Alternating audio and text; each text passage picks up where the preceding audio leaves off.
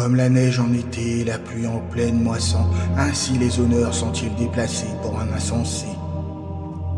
De même que l'oiseau s'échappe et que l'hirondelle s'envole, la malédiction sans cause reste sans effet. Le fouet pour le cheval, le mors pour l'âne et la verge pour le dos des insensés.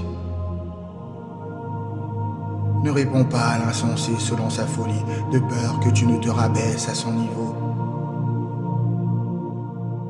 Cependant, réplique à l'insensé selon sa folie, afin qu'il ne se croie pas sage. Celui qui envoie des messagers par un insensé se blesse lui-même et boit l'injustice. Comme les jambes du boiteux bandit, ainsi une sentence est inefficace dans la bouche des insensés. C'est comme attacher une pierre à la fronde que d'accorder des honneurs à un insensé. Une sentence dans la bouche d'un insensé est aussi dangereuse qu'une épine dans la main d'un ivrogne. Comme un archer qui blesse sans discernement, ainsi est celui qui engage des insensés ou des vagabonds. Tel un chien retourne à son vomi, ainsi l'insensé répète-t-il ses folies. Si tu vois un homme se croire sage, il y a plus d'espoir pour un insensé que pour lui.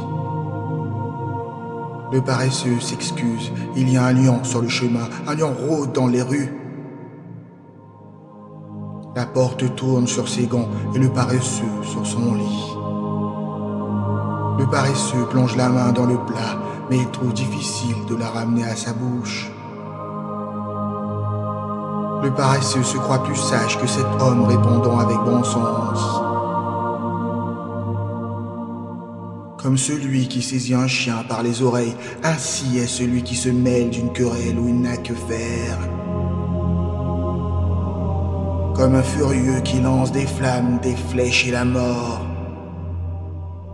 Ainsi est l'homme qui trompe son prochain en disant « Je plaisantais seulement ». Son bois, le feu s'éteint, et son rapporteur, la querelle se calme. Le charbon produit un brasier, le bois alimente le feu, de même un homme querelleur alimente les disputes. Les paroles du rapporteur sont comme des friandises, elles descendent jusqu'au fond des entrailles. Comme un enduit d'argent sur un vase de terre, ainsi sont des lèvres brûlantes dissimulant un cœur mauvais. Celui qui haït se masque par ses paroles, mais il dissimule la tromperie dans son cœur. Quand il parle d'une voix douce, ne te fie pas à lui, car il cache en lui cette abomination. S'il dissimule sa haine par la ruse, sa méchanceté se révélera en public. Celui qui creuse une fosse y tombera, celui qui roule une pierre, elle reviendra sur lui. Une langue trompeuse haït ce qu'elle écrase, et une bouche flatteuse prépare leur ruine.